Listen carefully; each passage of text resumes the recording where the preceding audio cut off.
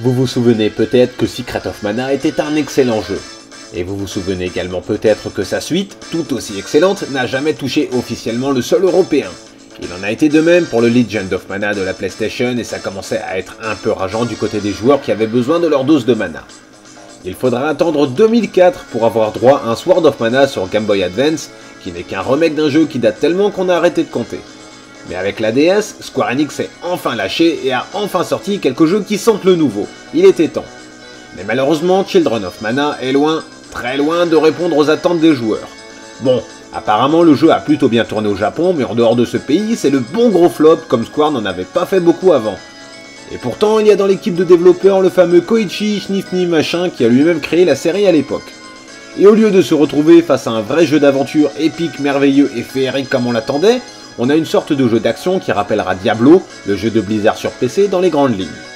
En gros, on suit une trame d'une banalité sans égale et on accepte à droite et à gauche quelques missions barbantes pour partir dans des tours affronter des tas de monstres jusqu'au classique boss qui vous lattera la gueule si vous n'avez pas pris le temps de faire du leveling comme un sagouin pendant 3 heures avant.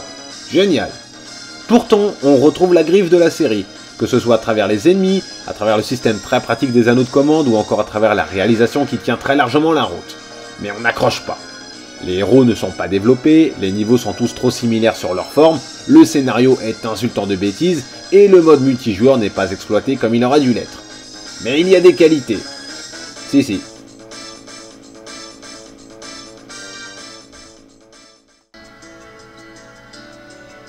On ne va pas cracher dans la soupe. Le jeu est très beau. Pas magnifique, mais au moins très beau. Et les musiques sont aussi de qualité. Elles ne marqueront pas les joueurs comme certains autres thèmes connus de la série, mais elles se laissent écouter.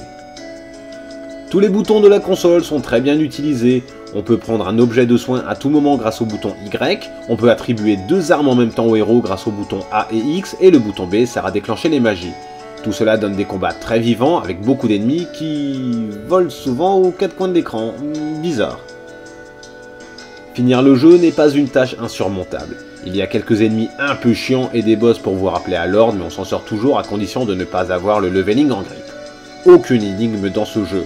On vous mène là où le scénario vous dit d'aller. C'est nul, mais ça évite au moins de se paumer. Et comme on a affaire à des niveaux et non pas à des mondes en tant que tels, l'aventure n'en est que plus facile.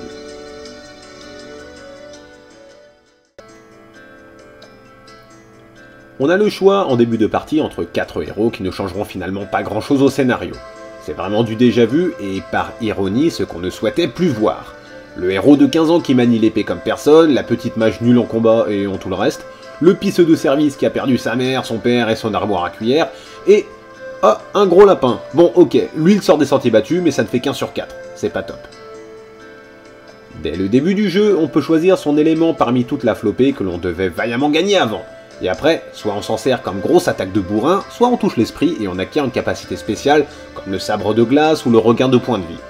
On penserait que le feu est puissant contre la glace et que l'eau détruit plus facilement les créatures du désert. Non, quelle que soit la situation, la magie est inefficace. Elle n'enlève que quelques points de vie aux monstres ennemis, et comme il faut des plombes pour sortir un sort, on ne s'en sert finalement quasiment pas. Sauf pour les besoins de la vidéo. Oh, c'est beau, mais ça ne sert quand même à rien. Ben ouais, c'est là où le jeu pêche le plus. C'est un jeu d'action bête et méchant, pas un Square. Bon, pour l'excuse, c'est Next Entertainment qui a développé le machin, et pas Square, mais le problème reste entier. Si on cherche un jeu de castagne vu de haut, il y a Gauntlet ou Smash TV. Si on cherche un vrai bon jeu d'aventure sur DS, il y a le Phantom Hourglass. Et si on cherche un jeu qui a le cul entre deux chaises, il y a le Children of Mana. Cool!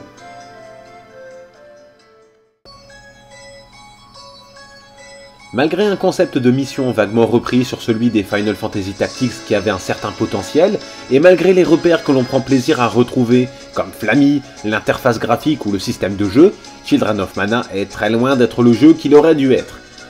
On pourrait pardonner un tel écart de conduite de la part d'un éditeur tiers, mais on ne peut décidément pas laisser passer ça de la part d'un géant comme Square Enix.